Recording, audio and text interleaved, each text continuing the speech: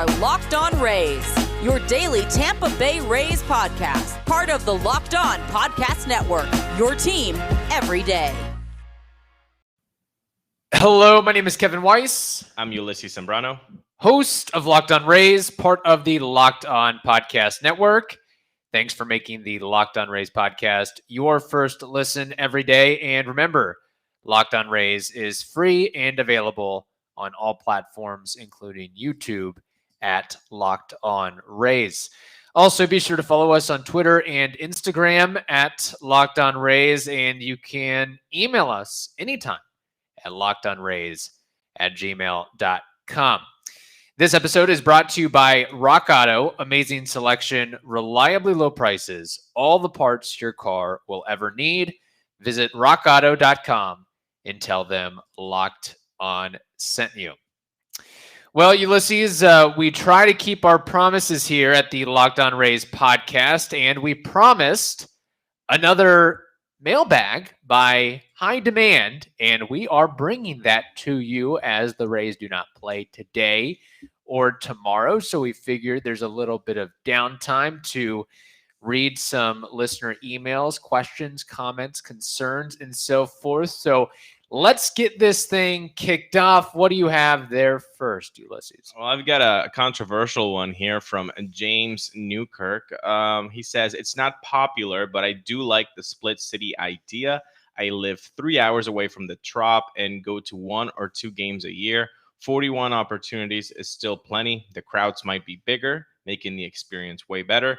I also think taking a trip to Montreal in summer might be cool. I love this team and don't mind sharing it. Better to keep them and share them than lose them to Nashville. What is your take on that, Kevin? We found the one. We found the one Rays fan that is okay with this split city scenario plan. I would love to, no disrespect to James, I would like to more so hear from those who live in the Tampa Bay area to see if there's somebody that disagrees with this cockamamie plan. That's the thing. We disagree with James. And by the way, thank you, James, for listening and sending your comment. But yeah, we disagree because we live closer to the Trop. Mm-hmm. I feel like I would be on the same boat as James if I were 3 hours away. But then again, we have had people from Melbourne and others, Cocoa Beach. I feel like we read something from Cocoa Beach as well. They make their drive and plenty of time. So I think you're in the minority, James, and yes. I'm sorry, but that's just the way the cookie crumbles. Also, speaking of all this, the Rays evidently are narrowing in on a site in Ybor City, home of the former K-Force building. So if you have time to read up on that in the Tampa Bay Times, it's getting closer. Things are happening. Things are moving with all this. Let me before we move on here with this, Ulises, if the Rays say they did re-up and move to Nashville or Charlotte, would you move to either of those cities just to be able to watch your favorite team of all time? Would you start applying for jobs left and right and find a townhome or an apartment nearby a stadium and be a Charlotte Rays fan, Nashville Rays fan? I'll tell you this. I went to Nashville once. I could not drink. I was under 21. And I think I would have had a better time if I had been over 21. Yeah. The scene is very cool. They've got a lot of bars, and you can do that whole thing. That whole scene is really cool. There's a lot of music. Love that. I don't think I would necessarily move for a baseball team, though. So yeah, that's it. Same thing with Charlotte for me, quite frankly. I think the city's a little bit overrated. I'm just going to throw that out there. Nice trails, but interesting. Seems like it's basically just Louisville on steroids, which, I don't need to move back there. Okay, let's move along here. Peter from sunny Berlin, Germany says, I must say it is quite exciting to hear the international Rays community engaging on the Locked On Rays podcast. These mailbags are cool. He also says, I am convinced that we get Houston in the ALCS. As a matter of fact, both Houston and Tampa Bay and New York will be looking back at this era of playoff matchups year after year after year hey, do you remember when we had to play the Rays in the playoffs like every year? Down from 0-3 to Game 7, the Willy Adames relay, those series were epic. Yeah, I think, again, we said this yesterday on yesterday's episode. If the window of opportunity, if you're lucky, it's like 7 years. Mhm. And I think the Rays are lucky because they have worked hard to be lucky, to draft well, to not make stupid moves, to look at the numbers. Then we're on the third year of the lucky. 2019, Yeah. playoffs. 2020, World Series. 2021, AL East champions back to back. So we're in the middle of that 7-year window. And I feel like we should say that more often, because I think a lot of Rays fans are thinking this is just the beginning. It's like, Right. we're in the middle of it. Yeah. We're in the middle of it. There's like 4 more really good years, I think. And on the flip side, who knows? I mean, depending on what happens in the AL West, the Astros might be seeing their window closing a little bit. Yeah. What's the future of Verlander, Greinke? Correa, from all indications, probably isn't going to return to Houston. That's a big blow. Age of guys like Gurriel and Brantley, it could be something where you finally see an Oakland sweep in or a Mariners sweep in. I think the Angels are going to continue to angel. They'll have great players, but the pitching's always going to be a problem there. But you never know with Houston. It seems like year after year, sort of like with the Rays, that there's a new arm that comes through. It's like, how do they get Luis Garcia, Framber Valdez, Urquidy is in the equation, Christian Javier? They got a lot of guys at their disposal with that. So that remains to be seen. So, all right, let's go ahead and move along here. Ulises, what do you got? Steve Rains says, hey, fellas, great mailbag episode last week. A lot of good content and loved hearing from fellow non-local fans. I think that really spoke to people here. Mm-hmm. Just knowing that there's Rays fans all over the globe, and that's actually really cool. And I love that we're able to do this. So that was me. That was not Steve. But anyway, my question for the next mailbag is simple but twofold, he says. Number one, which 3 prospects are you guys most excited for in the coming years, and why? And 2, which prospects do you see as untouchable versus likely trade piece? So I want you, Kevin, to answer me the second one first. Which prospect do you see as untouchable versus likely trade piece? Well, I am taking, the way I did this exercise was I am not including any of the guys that have already made their major league debut. So I am taking Shane Baz off the table. I am taking Vidal Brujan off the table, Josh Lowe off the table, Taylor Walls, Wander Franco. I am talking strictly prospects, total prospects here. So as far as untouchable, I'm sure there's several within the Rays organization. I do know, and I have heard that Taj Bradley has been asked for in a lot of trade discussions, especially leading up to the deadline. So if I had to guess, that would be probably the most untouchable, true prospecty, young prospect type as of right now. As for a guy that I could see the Rays dealing and being okay with parting with, believe it or not, Xavier Edwards. Look at that.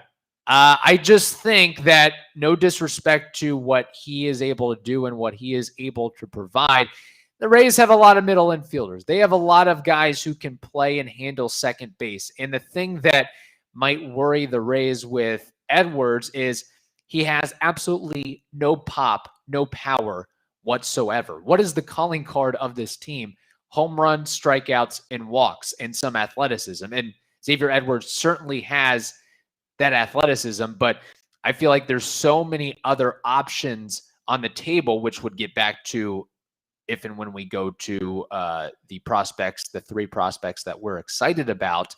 I think Xavier Edwards could be on the move. I'm sure there's somebody that probably has to be added to the 40-man before then that they might part with, but that's maybe one of the bigger shock factor prospects that I could see getting dealt again. Did you steal my notes?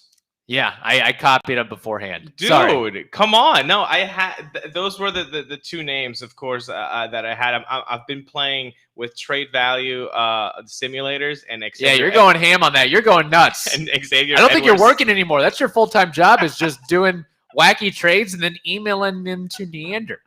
I mean, let's see if one of them sticks. I was working to get Sandy Alcantara and Good luck. Xavier Edwards was one of them, the pieces. So yeah, I would say Xavier Edwards like you did, and then Tosh Bradley. I mean, I think this guy is just has really powerful stuff. So let's go back to the first one. Which 3 prospects are you most excited for in the coming years, and why? I'll give you one of mine so that you don't steal it. Okay.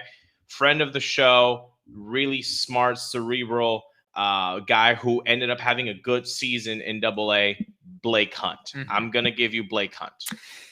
I like that one. I still think he's a little bit away in terms of the bat. It remains to be seen. As far as just a baseball mind and a guy who could have a very, very long career, not just playing career, but executive level coaching career, that is might be the guy I might circle along with Garrett Whitley, who was also on the show at one point. But the guys that I kind of have circled and highlighted, again, I'm not I just didn't want to, it'd be too easy to say Shane Baz, okay, right. I do have Taj Bradley up there again. Yes. Curtis Mead, shout out to all our Australia listener. The dude is 20 years old and has already jumped from A ball to AAA. In fact, he hit 356 in low A. And for the year, in his first year in full season ball, he hit 321, which was second best in the Rays organization. And let's remember that he was acquired from the Phillies for a guy named Christopher Sanchez, who, if I had to guess, isn't doing as hot as Curtis Mead right now. So that could be a W in the Rays book. And then this other guy, maybe more familiar to Rays fans, Greg Jones. I am really, really excited about what Greg Jones could provide as a switch hitter, either, really an up the middle player if he's going to be a shortstop or a center fielder. And what we've started to see from him is not only he's really the best base runner in the minor leagues within the Rays organization, but we've started to see the power for him. He had 14 homers and 34 stolen bases in 72 minor league games. Now, I know he's kind of had a tough go in the promotion to AA, but I'm not going to judge, couple weeks, 14, 60 games on struggles. Yeah, there's plenty of time, but there's just the tools speak to me with Greg Jones. And again, that's the thing when you talk about Xavier Edwards as a likely trade piece. If you have Greg Jones and he can do all of the athleticism, all the guys that we've had on the show, they say that Greg Jones is just a freak of nature. Mm-hmm. Like he just can do anything. So then that's why Xavier Edwards might seem a little bit more likely to be traded. So with Curtis Mead, though, I'll tell you this. He actually cracked the 100 top prospect list. I don't know if it was Baseball Americas or maybe Keith's, but yeah, he did crack a top 100, and that's really exciting. I mean, to just get this guy in a random trade and him having be developed this way, it's very, very cool. But Kevin, you know what else is really cool? What is that? Oh my gosh, when we get to save time and money at the same time by using Rock Auto. Why choose to spend 30%, 50%, even 100% more for the same parts from a chain store or a car dealership?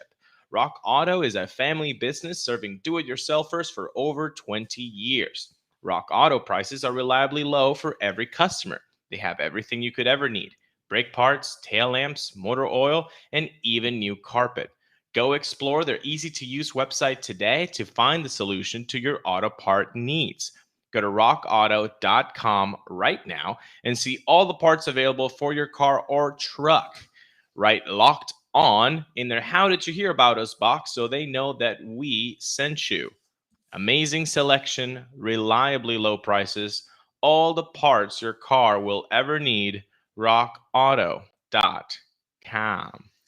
Okay, moving along here, we have still a lot of mailbag questions to go through.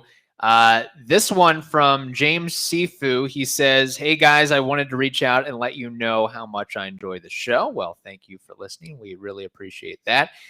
He has a fun prop bet for us. Think Wander Franco is of the mold of a Juan Soto. So who wins more league MVPs in the next decade? Wow. Franco or Soto? Ulises? Soto could win his first one this year. So, I'd put him ahead of the game there. I would put him a little bit of ahead. Man, I mean, by age, I would give Franco the edge by the competitiveness of their team. And I think that matters in MVP races. And I think we could see it. Maybe Tatis could have gotten the MVP if his team goes to the playoffs. It crumbled, so maybe he doesn't get the MVP. That matters. I think that matters to voters. Although it's Harper's the third guy, so none of them are going to go to the playoffs. So maybe it's just it's an even split now for who's going to be NL MVP. But I do think that matters, or at least it matters to me. If I were a voter, if your team goes to the playoffs, that would matter. So Wander has those two advantages. He's younger. He's in a better competitive franchise.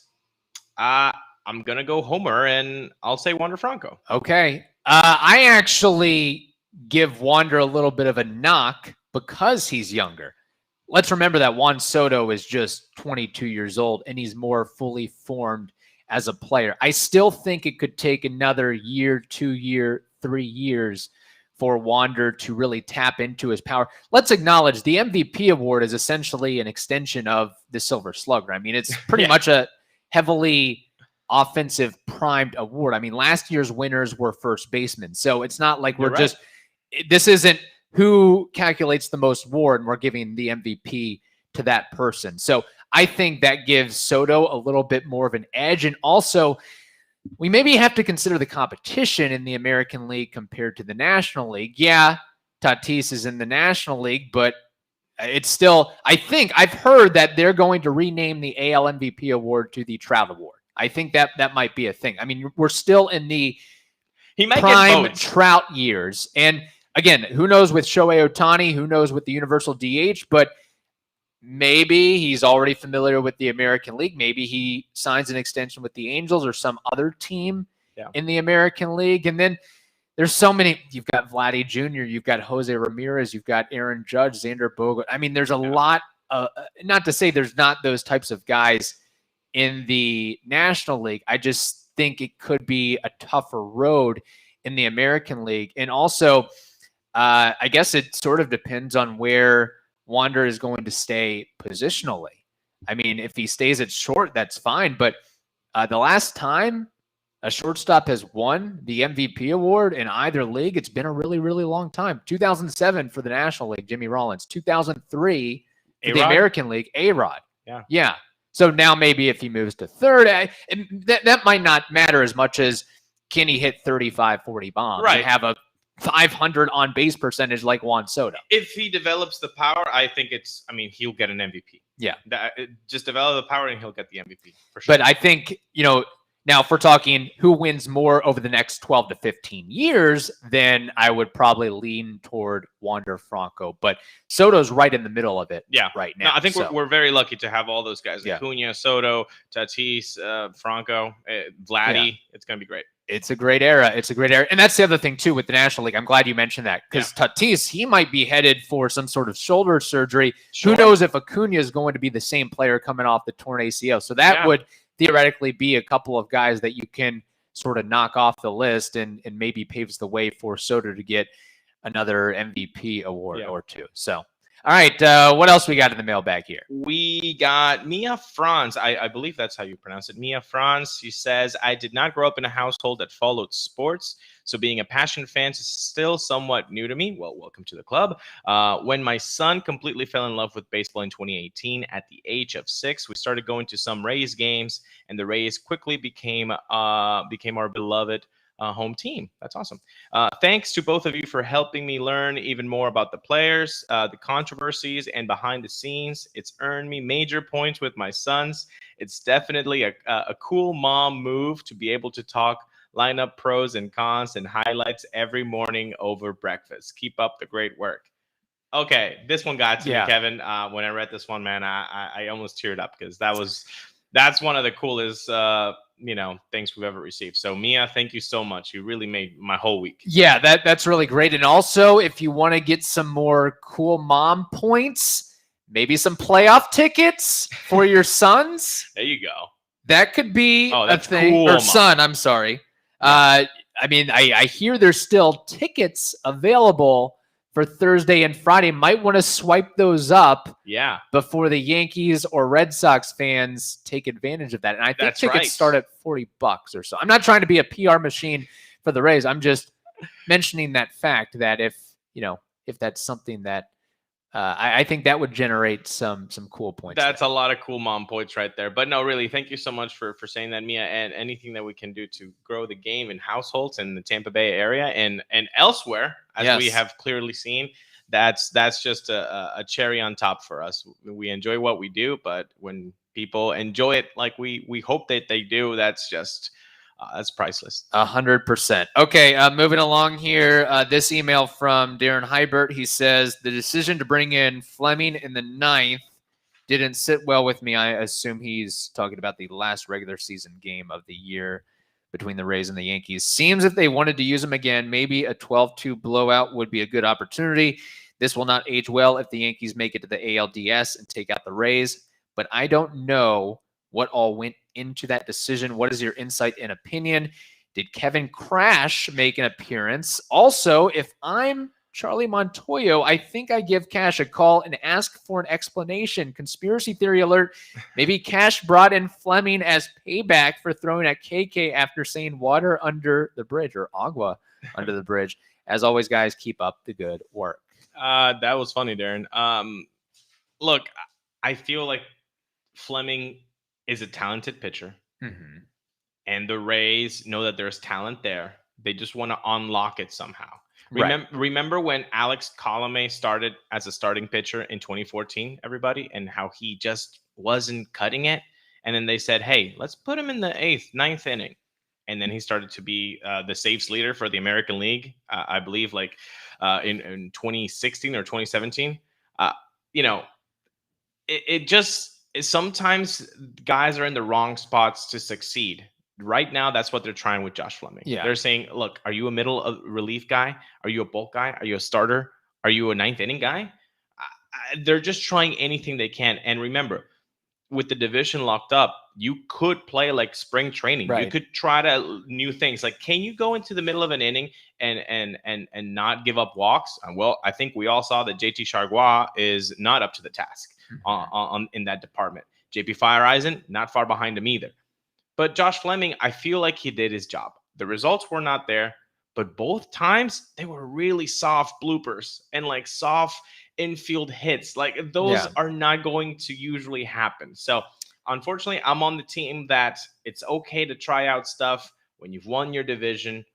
I wanted to sweep the Yankees too. Who doesn't want to sweep the Yankees? Everybody wants to sweep the Yankees. But in that regard, I'd rather him try different things that could help this team in October. Yeah, and let's be honest. I mean, I wouldn't put that on Kevin Cash or Josh Fleming necessarily. You can't win if you don't score, and that's what had happened with the Rays. And I have no problem with trying Fleming out in that situation. In fact, wasn't he thrown in a situation like that on Friday, and he got out of it swimmingly, throwing an inning and 2/3, and he was able to retire that exact group of batters, be it Odor, a lefty, Torres, and then Rizzo. So I've got no problem with that whatsoever. You're trying to figure out what works and see if he can handle the moment and go from there. You want some ground balls in that situation, and what better way to bring in than to bring in Josh Fleming there. So I don't see what else they could have necessarily done that would have. I'm not considering it a Kevin Crash moment. I'll put it like that. So, okay, we'll move along here. We told you about Rock Auto. We've also got to tell you about Bet Online. Bet Online is your number one spot for all the pro and college football action this season. With a new updated site and interface, even more odds, props, and contests, BetOnline continues to be the number one source for everything football. Head over to the website or use your mobile device to sign up today to receive a 50% welcome bonus on your first deposit. Don't forget to use the promo code LOCKEDON to receive your bonus. That is LOCKEDON. From football, basketball, boxing, right to your favorite Vegas casino games and baseball too. Don't wait to take advantage of all the amazing offers available for the 2021 season. BetOnline, it is the fastest and easiest way to bet on all of your favorite sports. BetOnline, it's where the game starts. So we've got one from Daniel Perez, I believe. Yes. Okay. He says, "Hey guys, love your pod to death." Well, thank you. Have been listening since last offseason, every episode. Being in the Tampa area, it sucks to say this, but I always felt like I'm the only one who cared about it and followed the Rays the way that I did. Well, again, welcome to the club. That's awesome. So listening to you guys makes me feel like I'm understood. Anyways, I wanted to ask a question now that we're at the 100 win watermark. Do you think if 2020 was 162 games, our 2020 team would be better than this team? Personally, I feel like this year's team would still be better. I'll tell you this, like I said the other day, winning 100 games is very difficult. And I know that the 2020 team was projected around 107, 108 wins. If the season would have been 162 games, I can count with one hand the teams that I've seen win over 107 games, and I've been watching baseball since I was 7. So it's really tough. So I gotta believe the fact that this team got 100, something must have happened in 2020 if it would have kept going. Do you give Yoshi Tsutsugo more at bats? Hunter Renfroe, do they ever get out of it? Does Brandon Lau have a cold streak in him? Does Austin Meadows have a longer cold streak than he did? A lot of things would have happened. I agree. And that was a year that even in that 60 game slate, the pitching staff was already decimated by injuries. And with this, we would be assuming that Blake Snell would be able to stay healthy for an entire season, that Tyler Glasnow would be able to stay healthy for an entire season. And you also didn't have guys that Shane McClanahan probably wasn't quite ready. Shane Baz definitely wasn't ready at that point. You didn't have Rasmussen or Patino. You didn't have Colin McHugh. You didn't have so many guys. And I feel like it was just a year where there were too many guys that were off offensively. Yes. I mean, we can, might as well just sit Willie Adames at home because he wasn't going to produce. Meadows wasn't right. Yoshi wasn't right for whatever reason.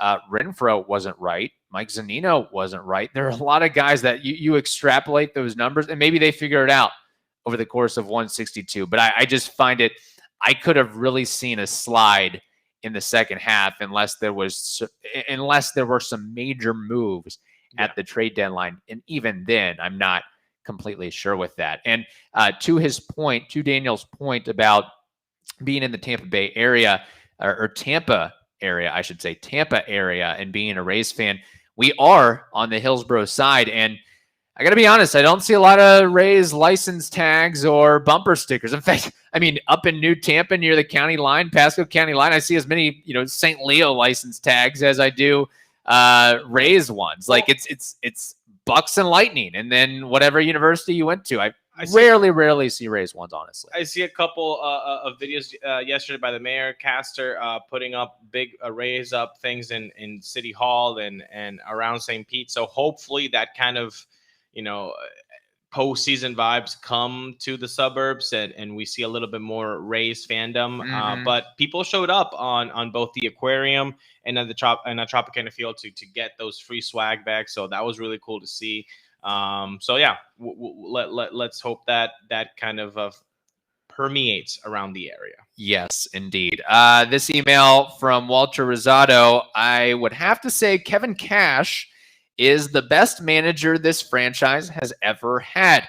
I don't think Joe Maddon could have done what Cash has done. What do you guys think? I think the teams that Maddon had were overall more talented, but I don't think he could have had the success Cash has had the last recent years.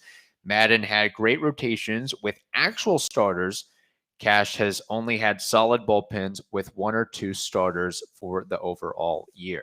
Walter, me thinks you're forgetting the other side of the baseball.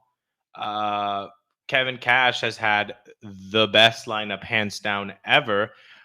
Joe Maddon had to play Sean Rodriguez, Elliot Johnson, and Reed Brignac in the same game for 100 games. Right. Had to put the team on his shoulders for Sam Foll to become Super Sam.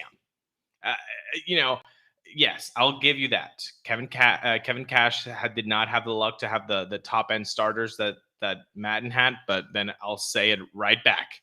Joe Maddon did not have the lineups that Kevin Cash has had. And so I feel like that's why they're even. So if you want to go to the bullpen managing, it's impressive what Kevin Cash has done. It's really, really impressive. And if we just focus on that, because I think that's the giveaway. The lineup, I mean, Joe Maddon did miracles with that. Kevin Cash has done miracles with the starting rotation. The bullpen, really good Kevin Cash. But I never really disliked how Joe Maddon used the bullpen. And by that, I mean, I love the fact that Wade Davis became a 2-inning guy every 2-3 days in 2012. I love the fact that Alex Torres became a guy who he became reliant on. Alex Colome, hello, he was on that in that meeting to transition him from a starter to a closer. So it's tough. I see your point, but I think that's a very tough call. Maddon, I guess, to Walter's point, he also had some de facto defined closers where Kevin Cash has had a little bit more of a difficult go with that. So right now, Ulises, putting you on the spot, who's a better manager for the Rays, Kevin Cash or Joe Maddon? The other day I said, if we have wins as the barometer, why are we looking at anything else, right? Wins is what gets you to the postseason. I can answer that if I actually knew how many wins Kevin Cash had and how many wins Joe Maddon has. I still think off the top of my head, they're both at 700, but I think Joe Maddon still has more wins than Kevin Cash. But if somebody can call me out on it, I mean, I'm not going to. I'll call you out. I have the numbers right in front of me, actually. Okay, what is it? So Kevin Cash has a higher winning percentage than Joe Maddon, 522 compared to, 517, I guess you could say. Okay. But Joe Maddon has 754 wins and 705 losses. Kevin Cash, 454 wins, 416 losses. So hasn't been around as long as Joe Maddon, plus you include the 60-game season last year. It's comparing a 60-game season number to a 162 games. Let's have this conversation after 3 more years. Right. I agree. I will say in Kevin Cash's favor is maybe not relating more to players, but he seems more of like one of the guys, and he did put on that MLB uniform for 8-9 years, is a little bit closer in age, and something that I don't think it's talked about enough. A really difficult part of his job is having that conversation with Lewis Head every time that he's about to be sent down or called up, or all the shuffling that's happened this year with the maneuvers the front office has made of, thank you for contributing, Evan Phillips, goodbye forever. Those types of talks are not easy to do because these guys are humans. They are baseball players. They're not robots with that. But still, I think we can all agree that Kevin Cash and Joe Maddon have done or did a great job for this franchise. Okay, Ulises, let's move along quickly to some Twitter comments that we have. Yeah, so Ty McCann says, keeping on the Kevin Cash train, does Kevin Cash win a second straight AL Manager of the Year award? I imagine other considerations would be Dusty Baker, La Russa, and depending on how everything shakes out, maybe even Charlie Montoyo, Cora, or Cervantes. But do any of them have a strong enough case? I think Cervantes is a really good choice. I don't think Cora deserves a Manager of the Year award, especially the first year coming back from the cheating scandal. That's a no for me. Montoyo, nice story. 3 cities, very cool. Didn't make the playoff. I would rather have the Scott Cervantes believe and all that happened within that city than what happened with the Toronto meltdown. They had their opportunity against the Yankees and didn't take it. So overall, I think Kevin Cash is a really solid one, and the second one would be Cervantes. I think I think it's going to go to Kevin Cash again.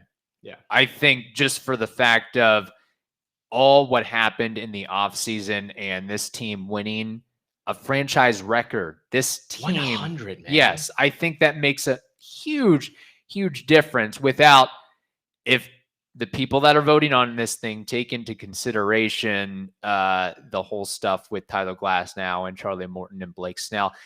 Montoyo, Scott Service, you didn't make the playoffs, so I can't give it to you. Alex Cora, still a little bit of a black mark sort of a thing. I don't know if he really did enough.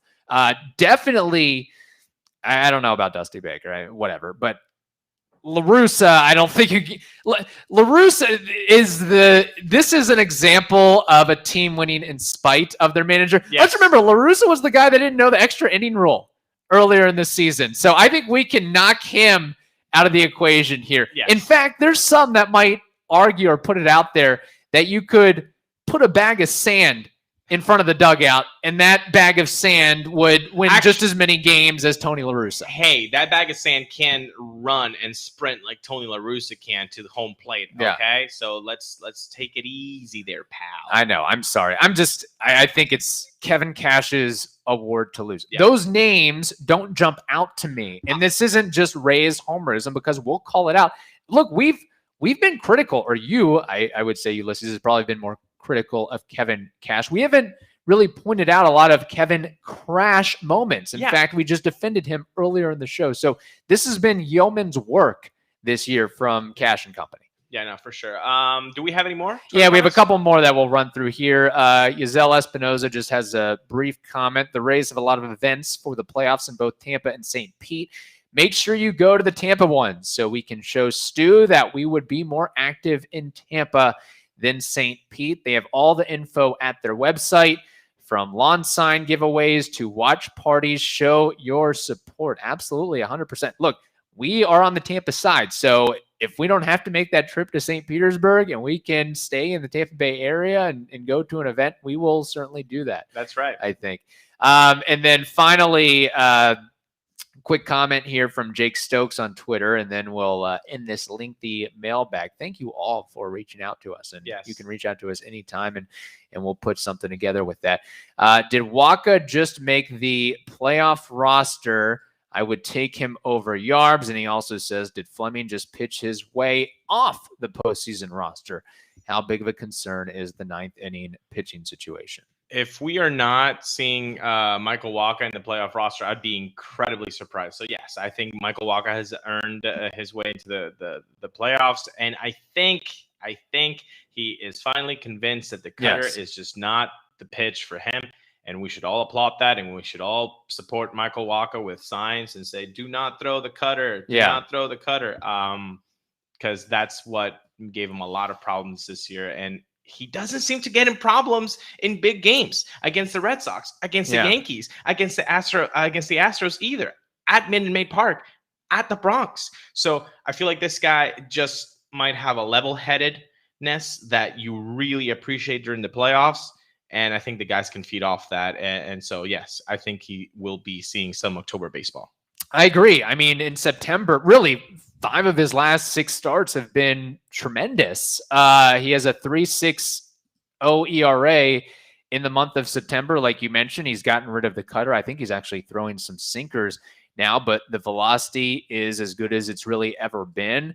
The changeup working off of that to get swings and misses over the top, and he's inducing ground balls, double plays to short. I like all of that from Michael Wacha. Josh Fleming, I think he's probably going to be on the playoff roster. You need a lefty or two, right? Yeah. Outside of Ryan Yarbrough, who's your option? Adam Conley is out with COVID, and he hasn't pitched in a while. Ryan Sheriff, I would take Josh Fleming over Ryan Sheriff, to be honest with you. Yeah, I think there's probably, did they pitch Sheriff on Sunday? No, they did not. Okay, so I think Fleming is probably going to be that guy. And honestly, I'm going to be on.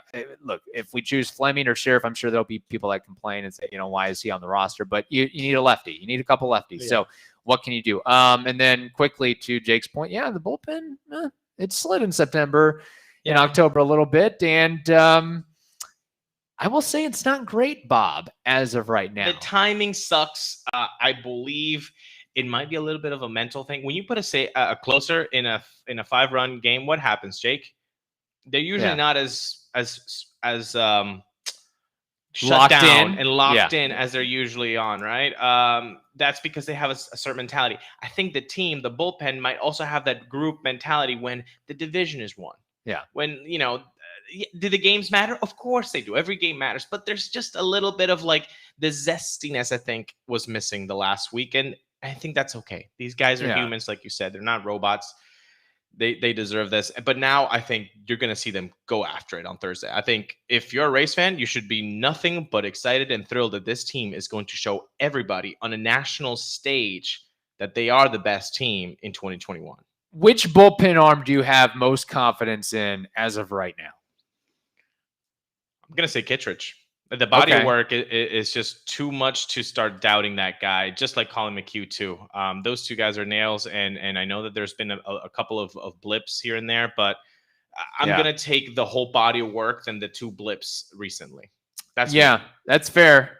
But there's a lot of other guys within the bullpen have question marks, I would say. In fact, I wouldn't be surprised if it comes down to it and you have to kind of shift McHugh into a little bit of a closer role. You might have to do that depending on the availability of JT Kittredge. And JP are not those are the ones that have question marks, in my opinion. JT, JP, PL, MT, KR, all of those guys. Whistler's finger always hurts after he throws a slider. Nick Anderson certainly isn't the Nick Anderson of 2019 and 2020. If Whistler's on, watch out for him. I think he could have a really good one. And Fairbanks, no more walks, my man. Please stop horsing around. If you get my drift there, Petey. Stop it. Keep that off the field. Do not horse around in the field. Again, what I've said about Pete Fairbanks, the Rays should just automatically intentionally walk the first batter so he gets that. Okay, you've got now you can get into a rhythm. You have a base runner on first or second. Now you can really lock down. Instead of the Manfred runner, we call it the Fairbanks runner. Instead of wasting 7-8 bullets, just go ahead and put that man on first and go from there. Okay. All right. Thank you again for making the Locked On Rays podcast your first listen every day, and we will be back tomorrow. In the meantime, check out the Locked On MLB